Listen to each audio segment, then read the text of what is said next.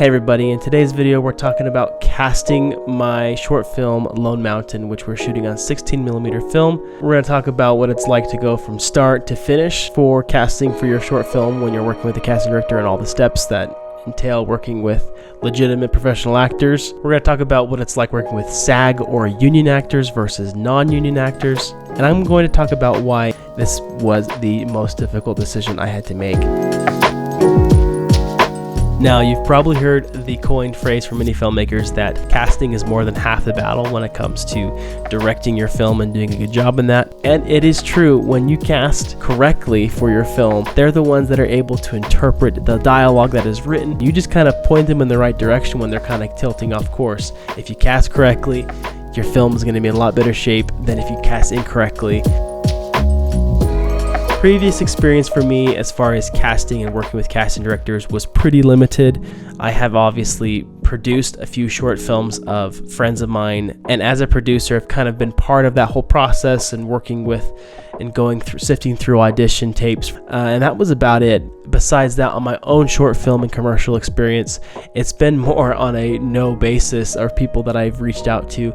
I have a small network of actors that I've worked with. I knew that for this particular project, we are shooting it on 16mm film. There's money behind this project. There are people who are putting up money for this, and there was a lot more at stake for this film. After the aesthetics we were going for of having this look like a film that's shot on film, we wanted it to actually be a film that felt authentic, professional, and by all means a movie that you wouldn't feel like it was amateurish. What's going on?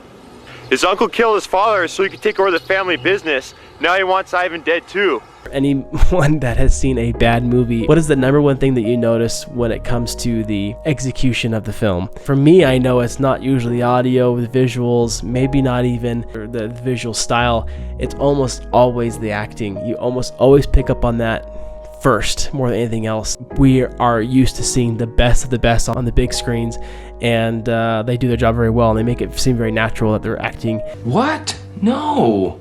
Shout out to my actors out there who are watching this video. Please comment below if you are one. Hopefully I'll be shedding some love and respect for the art and craft which is acting.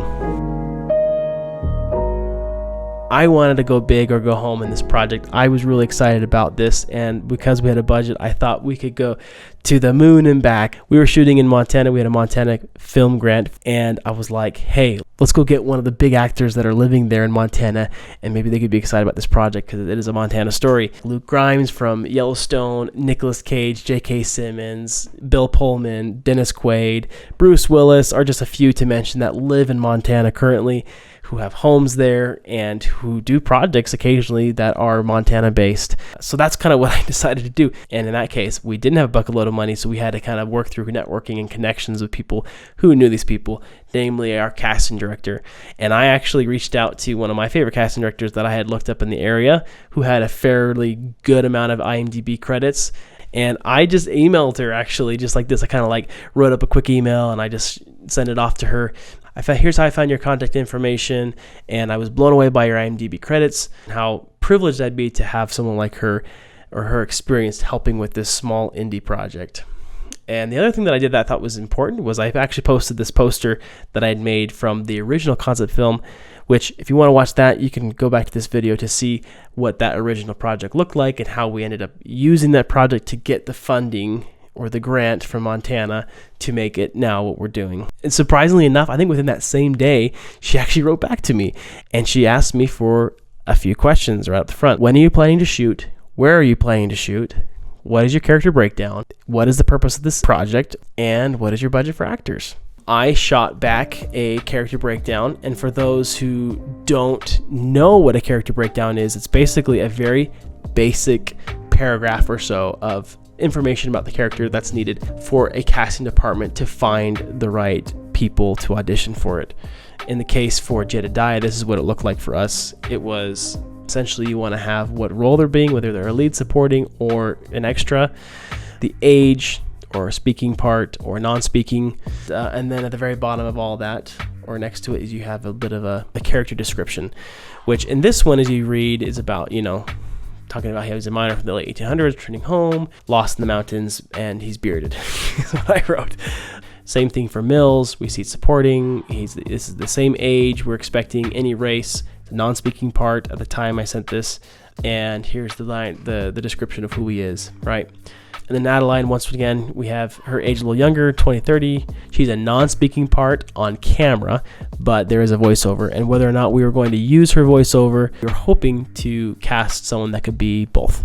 Once I got the grant, I told her our budget was $10,000 at the time. We were pretty strapped on what we could actually afford for an actor. Her rate at the time she told me for something like this would probably be a minimum $2,000. And that's the way that casting directors work, is they kind of just set one fee. They don't bill by the hour.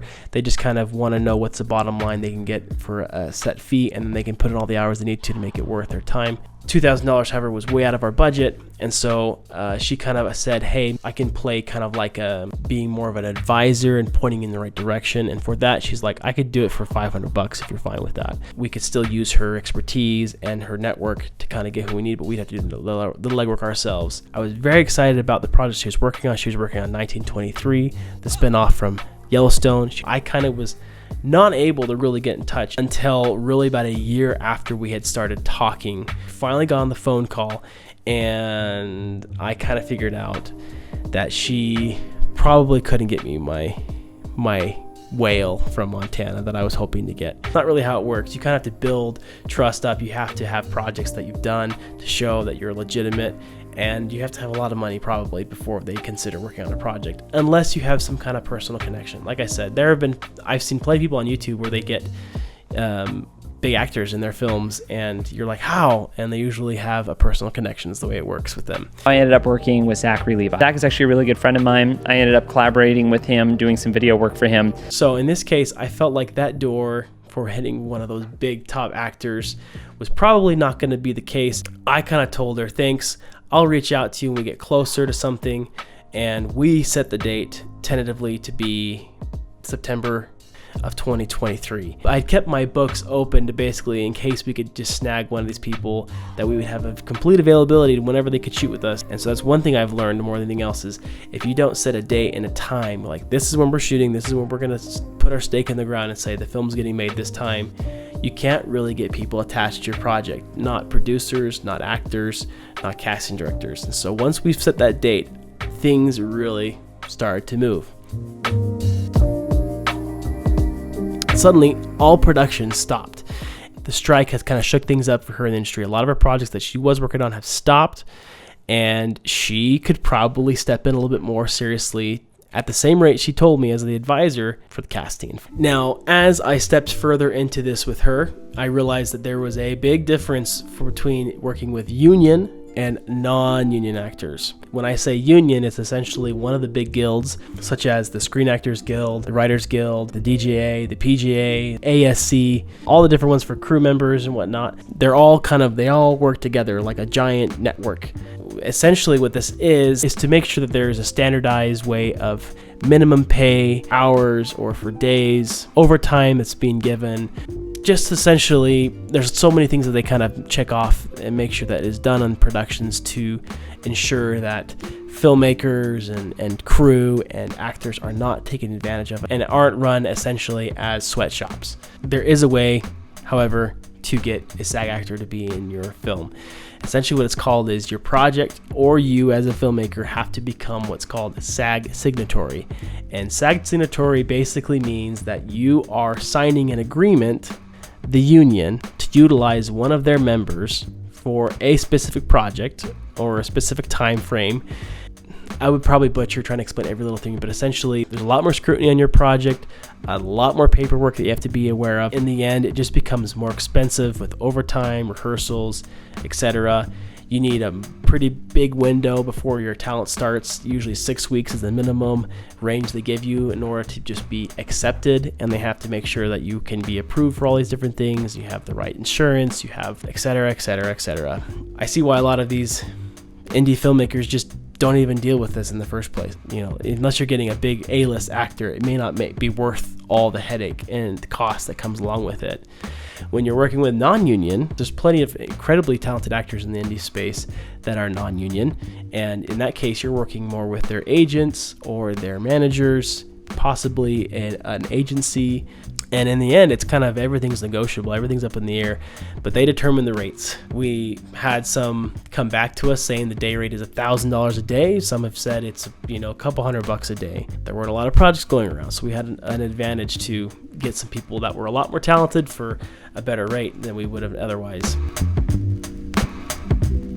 Now let's talk about the entire casting process. What happens when you start this whole thing, whether you're working by yourself or with the producer or with an actual casting director? For my short film, this is the way it went down. I'm going to break them down in steps. Step 1, as I mentioned, is to submit a casting call through a casting director like we did. So like I said, she sent it on Facebook, she blasted it to her network. After that, you're going to receive auditions. Typically, you're going to have a simple video. They're going to flood your inbox, hopefully, or you're going to put them on a Google Drive like we did, and you're going to have them all organized according to every single person or every agency that submits them. They have instructions that you give them, such as what lines they need to read, specific blocks of dialogue. Sometimes we'll hand out the entire script for them and we'll tell them what pages to read off of. And I think we got about, I want to say 24 or so.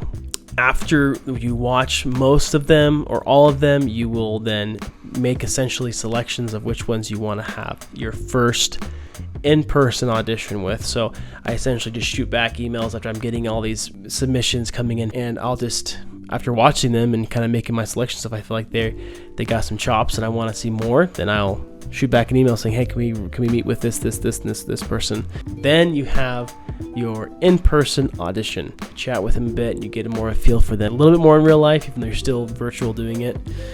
And you do the audition again. You hold it, maybe you have some adjustments or you want them to kind of go through some different things. It's your first opportunity to give them some direction and to see what they can do when it comes to that part. Then come the callbacks. To get a callback is kind of a big deal because in this case for us, it was like the final, I'd say 4 or 5 actors remaining on the table. Then you have your callback.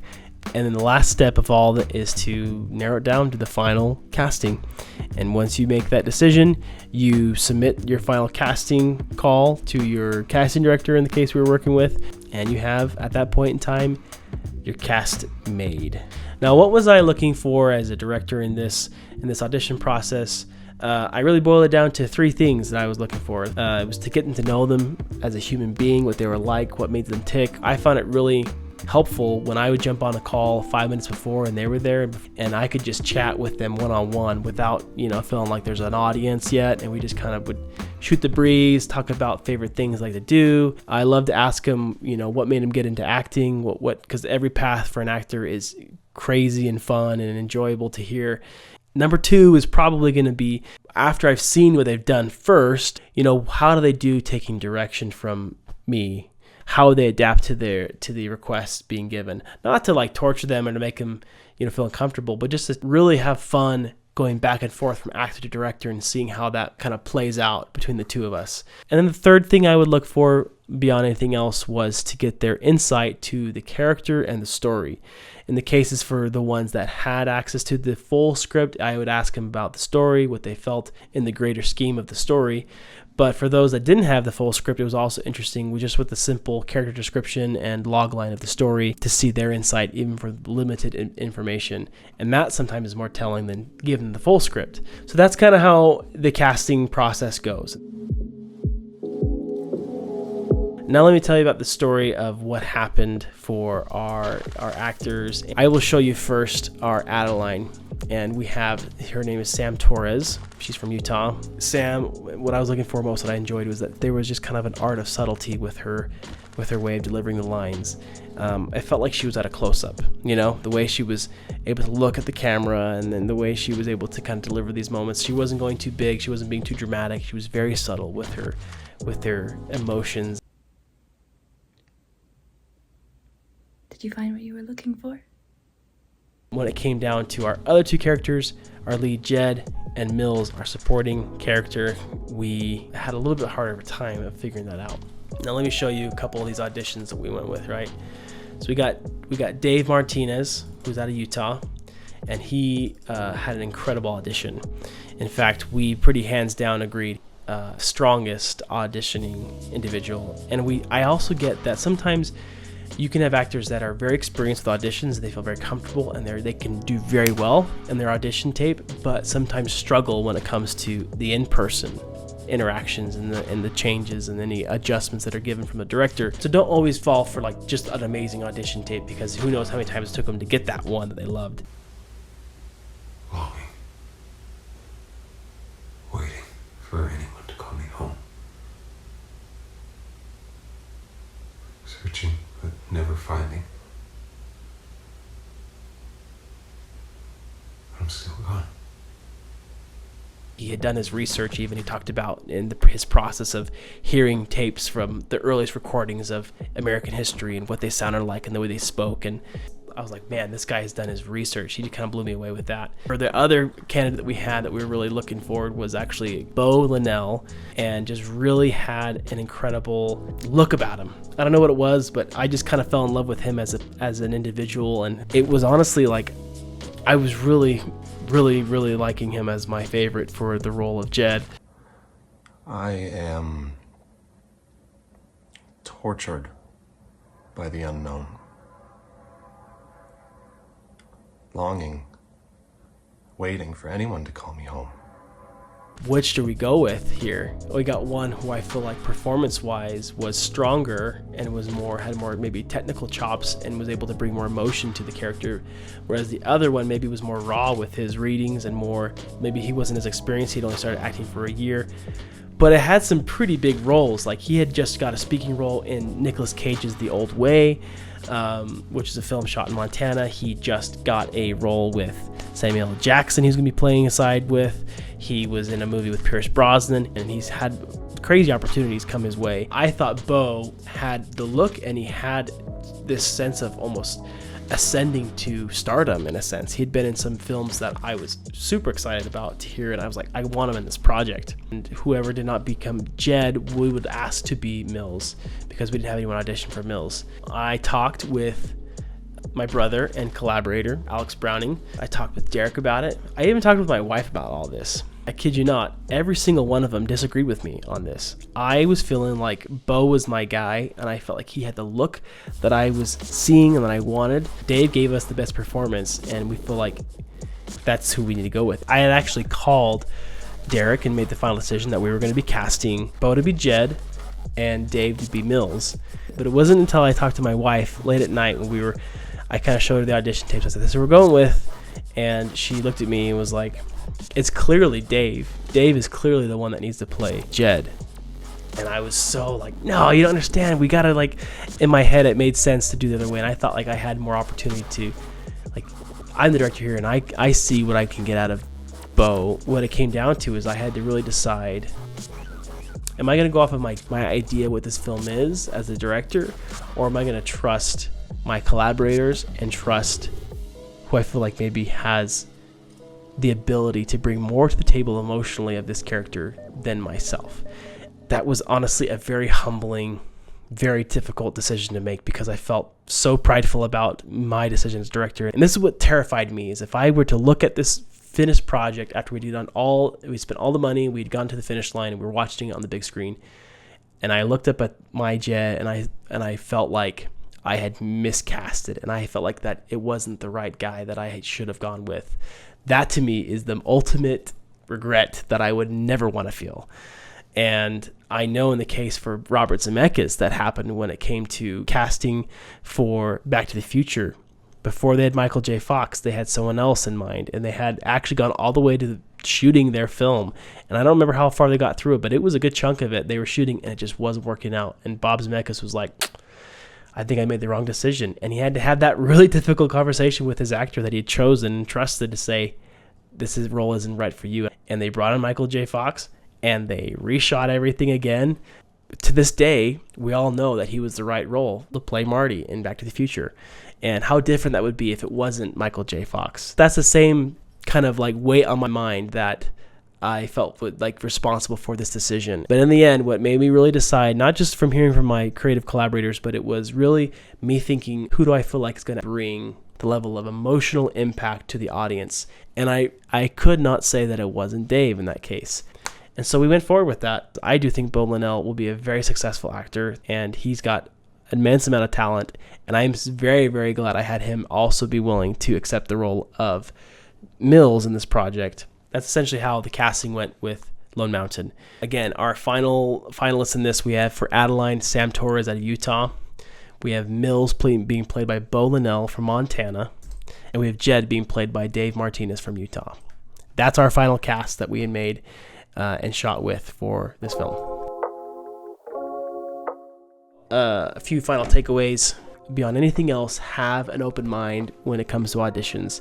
And just understand that what you think it's going to be may not be the right decision. You could be getting in your own way as a creative. And with that, to give every single person that comes through the door, give them all a chance. Whether it's J.K. Simmons that's coming through to audition for you or a kid out of college, you should give them all a fair chance and a fair shake at the role. I always heard this advice given from Quentin Tarantino as far as on set, but also be given pertaining to the casting room, is to let the actor do it first. Give them a first go before you give them any direction or to tell them what you think or what you want, because if you don't let them have an opportunity, you'll never see that again. And that's a really special thing to give them the first go at it, and they'll probably surprise you every time. Listen to your collaborators. If you bring them on to the project as a producer, as a DP, as a casting director, listen to them. Trust your gut. Don't think that you have to listen to what other people think. If they disagree with you, maybe you still can go with your gut. In this case, for me, I really thought over it, and I realized my gut had a lot of great points, had a lot of great things that I knew was right, but also at the same time, I had other factors that I had to kind of outweigh my gut feeling. So that's the end of the video. Hopefully this has been insightful for you. Maybe it gives a little insight to what I like to see and how I like to have things work with actors. By far my favorite part of pre-production. Thanks for watching, and we'll see you in the next one.